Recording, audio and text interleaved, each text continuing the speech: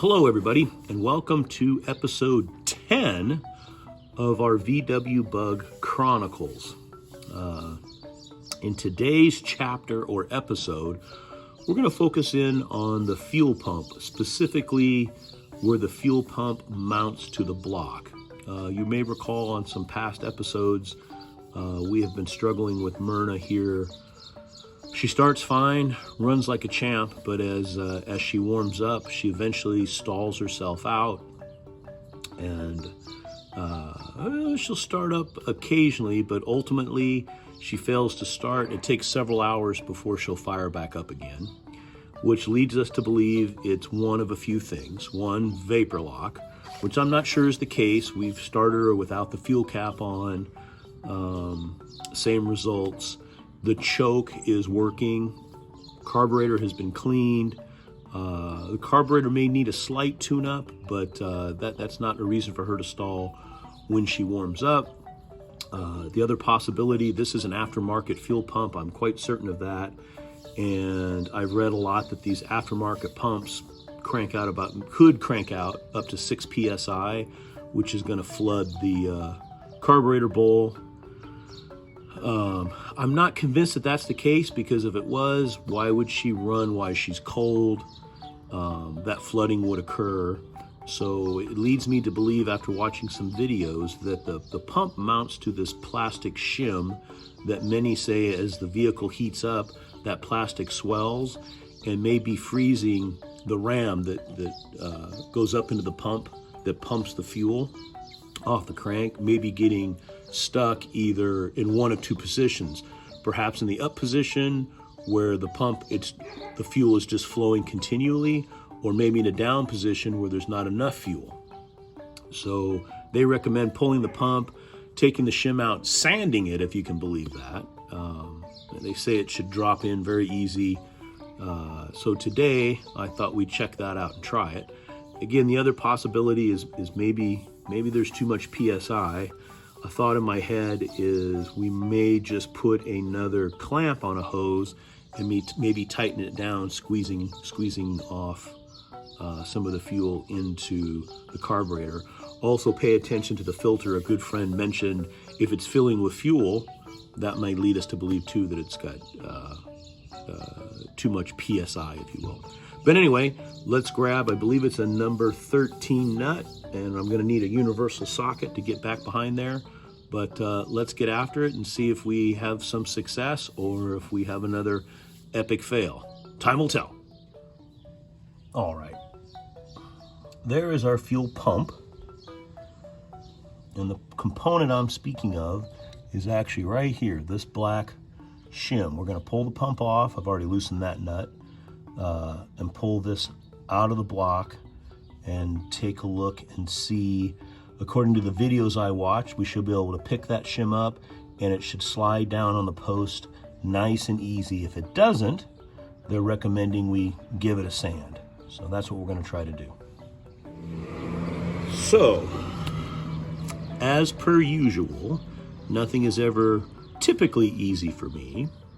So the first nut, or the front nut, is very easy to get off, but the back nut, which I will show you in just a moment, is actually quite difficult to remove, so much so that I do not currently have a tool to remove the nut. It appears that I need a small universal socket. And I know what you're saying, Ryan, how can you not have a universal socket? You're a grown man. Well, I have some. One, I have this massive universal socket, which is way too big to get back in there. I tried, because there's my number 13, too big. I also have a complete, well, not complete, but a large set of standard universal sockets, ranging from, I don't know, 3/4 all the way down to, what's the small one? 3/8. Standard. This is a German vehicle, which means it's metric. I don't have a set of metric. This is my smallest 13. Can't get back in there with this. And I can get a wrench on it, but it's too tight, I can't get a turn. So I'm gonna need to go to the store and buy a very small metric universal socket that I can get locked back in there and work to get the nut off. But all is not lost. I'm gonna try to see if I can squeeze off the fuel by putting a small clamp on one of these fuel lines and test the theory that the pressure is too high. I might even be able to use a zip tie, I'm not sure. But one of the things my buddy had mentioned is look at the fuel filter, which I'll show you here in a second. See how where the fuel level sits, and then when she stalls out, see where the fuel level sits. But we're gonna try to put the squeeze on a fuel line and see if that works. But here, take a look. Here's where that back nut is, and take a look at the fuel filter. So hopefully you can see that back nut. That nut was easy to remove. This nut way back in here, that fella right there. Probably not enough light for you to be able to see it, but right there, that bad boy right there, I can't get to. But as I was just speaking about, you can see the fuel filter there, and you can see where the fuel is at. It's quite a way down. I'm gonna try to put a clamp on the hose right here, maybe just a pair of pliers, vice grips, to squeeze off the fuel as she warms up and see if she keeps going. First things first, we're gonna start her and let her start to warm up. Well, it turns out I do have a smaller universal socket, but I need a smaller one. Still won't, no matter what I do, I just can't get anything on that nut. So I've got to go to the store and get a smaller one. So we're back to my second plan to see if I can squeeze off some fuel. And I think that's actually not going to work either. That's the smallest hose clamp I've got, and she's not going to go any tighter. But we're going to start it and see what happens. As you can see, she's running. The filter is full of fuel.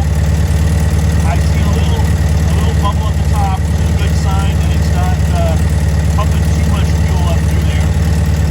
So we'll wait and see once she warms completely up. If it's getting fuel starved, that fuel level should drop back down, right? I don't know if you can see the bubble. See the bubble right there. That's the bubble. Okay, you can see she's running strong.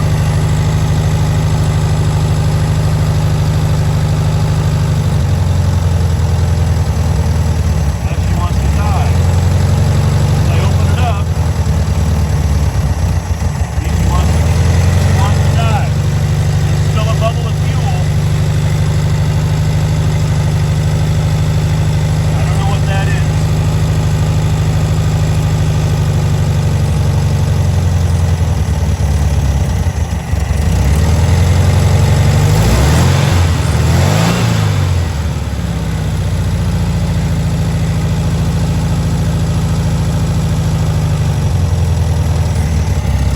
She wants to die.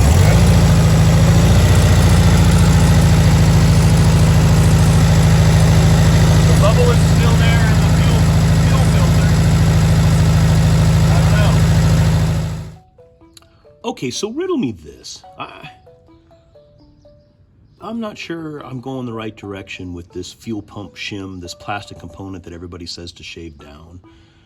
This is getting fuel. I understand the engine is heating up basically at the same time every time, but don't you find it odd that it heats up and somehow locks the ram that's driving the pump exactly as the butterfly valve opens completely? I don't know that I buy that. I don't think it's getting too much fuel because I couldn't record it, but I put a pair of pliers on the fuel line and squeezed it off, and sure enough, it took a little bit. Obviously, there's fuel in the bowl, but she started to begin to, I'll say, cough while the choke was still partially closed. So I don't know, and there's a part of me that swears I heard some air. And I know that you've seen them, the little rubber booties that cover the air components have got some cracks. But I swear I heard more air than I should hear, maybe. I don't know. I'm very vexed right now. But it's been sitting for a moment or so. There is a little bit of air at the top of the fuel filter. So again, I don't believe this pump is pumping out 6 PSI, but I'm gonna climb back in and crank Myrna over and see if she starts. So I'm gonna set you down so you can see if she starts.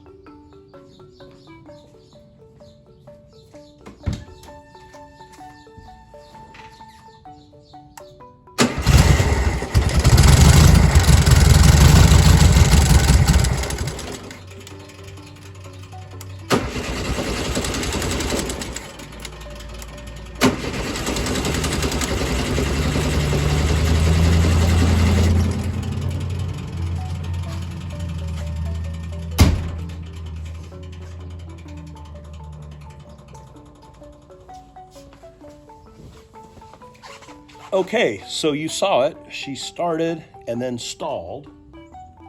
So maybe I'm wrong. Maybe everything I just said was nonsense and I'm a nudnik. I got to do some more reading. I just don't understand. You know what? That's fuel coming out of the carburetor. I'm blowing past something. Maybe it is pumping out. Where would it be coming out from? Maybe it is putting more than 6 PSI or 6 plus PSI. There's definitely fuel leaking out of that carburetor. God damn it. Okay, I'm gonna need to check the PSI of this pump. So I have to buy a tool because I don't think I have one, but I'll check the old man's toolbox. He may have something sitting around next time I go see my mom. But it's definitely fuel. Doggone it. Boy, I'm dumb, aren't I? Okay.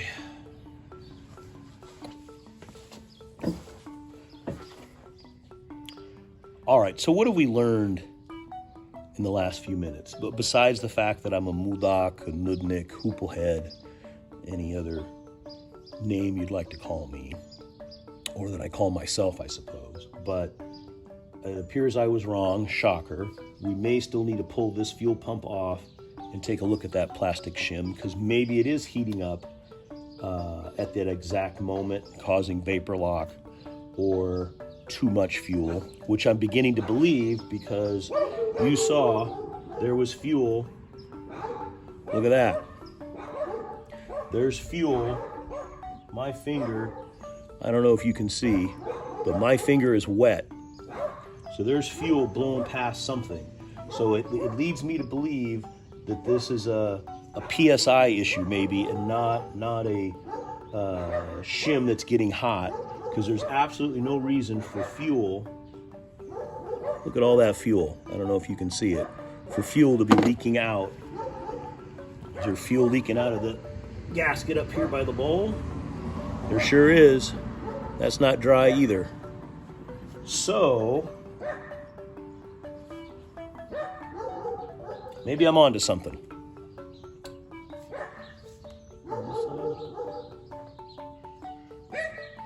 Yeah, there's definitely fuel.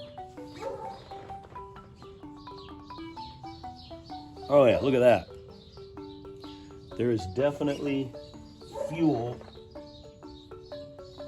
Oh yeah, look at my finger. God damn. Okay, I think I now know what our... Oh boy, yeah, look at that.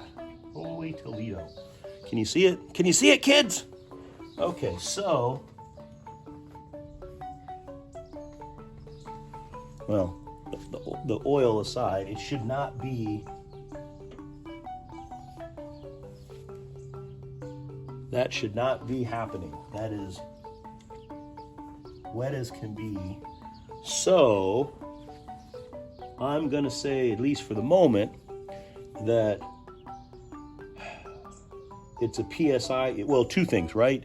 It could be a overall PSI issue, or every single time that shim is getting hot and swelling and holding the push rod in an up position, maybe.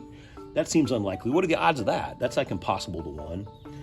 Occam's razor, the most likely solution is that aftermarket fuel pump is putting out more than 3 psi, which is overwhelming. It overwhelms the carburetor. It isn't as big a deal when it's cold,